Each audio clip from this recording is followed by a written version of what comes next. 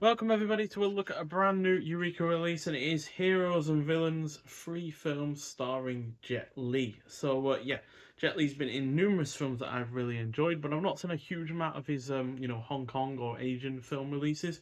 It's usually his like Western stuff like Unleashed and War and the Expendables trilogy and the like. So I've not seen a huge amount of his Western stuff, Hong Kong stuff, but I'm glad that this has been given a release because it's exposed me to more of his non-Western films. The first of which is known as The Enforcer from 1995, but it's also known as My Father is a Hero. The third film in this trilogy of films also has a different title to the one that is on this box. Typical of Asian films have numerous different titles due to them also being exported, and then the exporter feeling like the title could be changed to make it more marketable. This Enforcer clocks in at 104 minutes long. It's an action film. It's directed by Corey Yun, who we've seen talked about before, with the likes of Yes Madam, Righting Wrongs, She Shoots Straight. She Shoots Straight was also released by Eureka earlier this year. He also directed Hero and The Transporter. So it's about an undercover cop who is struggling to provide for his son and ailing wife, and who must infiltrate a ruthless gang. But things turn sour when another cop blows his cover, and he quickly finds himself battling for his life and the lives of his family. So although the character interactions to this are nowhere near as good as the action scenes, which is due to them being slightly on the melodramatic side of things, this is nonetheless still an engrossing effort with a really rather good cast. The action scenes are also excellent, especially when it comes to Lee and his character's child son, as they are superb together, especially when they're superb in their own right, but they're also superb when they team up together. The production is solid, the score is well done, the pacing is on point, the action scenes are shot really well, and it is entertaining throughout.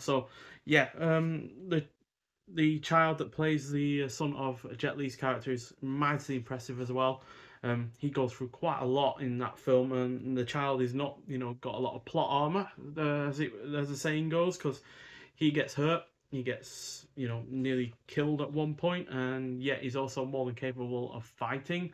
Uh, One scene where he fights alongside Jet Li is really, really impressive. And yeah, he shows off his fighting skills in such a great way, and I'm really surprised that he didn't go on to become an adult action star. But alas, that's not that was the case, unfortunately. And then the second film is Doctor Wei in the Scripture with No Words. So this is directed by Tony Ching Siu-Tung. I'm probably butchering that name, but he also did the fantastic Duel to the Death, which I believe I have on Blu-ray from Eureka. I'm struggling to find it, but yeah, it's an excellent film, and it's one that I highly recommend if you've not seen it. Uh, can't find it right now off the top of my head. I should have probably found this beforehand. Uh, yeah, but it isn't. Yeah, so is that it? I think I found it.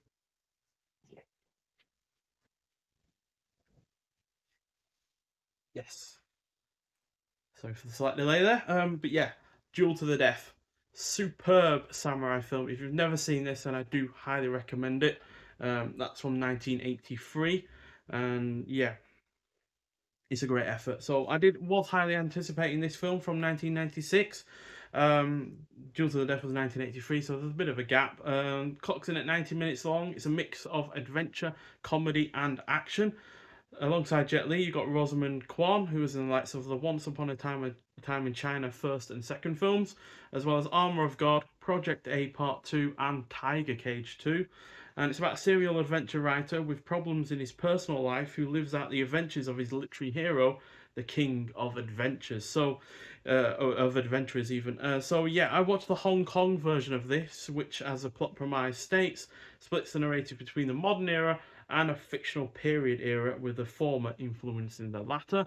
Apparently, the international cut is entirely set in the fictional period era, basically the way that it frames the story is that the father tells his son about this, king of adventurers, and that's how the plot progresses. So, not seen that version. It still sounded interesting, but I went for the Hong Kong version because typically that's the one that I find is better of the two. International cuts sometimes are quite butchered in some certain ways, but nonetheless, this was a reasonably good film, despite some of those, two of those aspects not always working alongside one another in the best of ways. But the film itself is energetic enough to overcome those flaws with some truly great action scenes and set pieces, a good cast, and an overall engrossing plot that helps this along. So, yeah, not as strong as the previous film, which I've given 4 out of 5. I give this 3.5 out of 5, but on the whole, it is pretty damn good, and yeah, there are some truly great action scenes in it as well.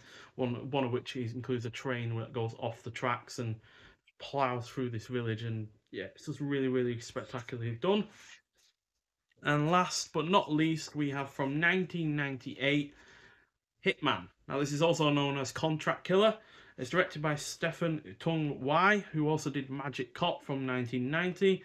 Clocks in at 103 minutes long. Again, it's an action film, and it's about financially troubled and newbie hitman who reluctantly takes the job of finding the plotted killer of a Japanese tycoon. So, with a film title like that, you would expect there to be plenty in the way of action scenes. And although there is some plenty of spectacular action, the film is sharing its running time with a surprising amount of characterization, which is somewhat hit or miss. Now, I'm all for characterization when it works, but like I said, there are some elements of the characterization that don't work, or they're a little bit on the predictable side, or cliched side. So, yeah, it's a bit of a shame, really. But that said, most of this does work thanks to the good cast. The action scenes are well handled while having great production value behind them. In particular, one scene involving a pair of elevators. So the elevators are going up and down between one another, and they're fighting on each of them. And yeah, it's really, really well done. The cinematography is on point, especially when it comes to filming the action scenes. It is predominantly well paced, and it is overall engrossing throughout. So yeah, I'd give that another 4 out of 5, to be honest, alongside the Enforcer. Perhaps the Enforcer is maybe the better all-round one in terms of the films, both the films, especially since Corey Yun is probably the better director of the three. But Hitman, for my money, has the more spectacular action scenes, and at the end of the day, if you're coming to a Jet Li film, that's mostly what you're going to be coming for. So, yeah, all three of the films come in an individual disc, so you don't have to share the disc with another film, so that's really rather good. And yeah, it does mean that each film has a good array of special features. So yeah, we've got new artwork by Sam Gilby. We've got the original Hong Kong theatrical cuts of all three films. The Enforcer is presented from a new 4K restoration. Dr. Wei is presented from a new 2K restoration, and Hitman is presented from a HD restoration of the original film elements.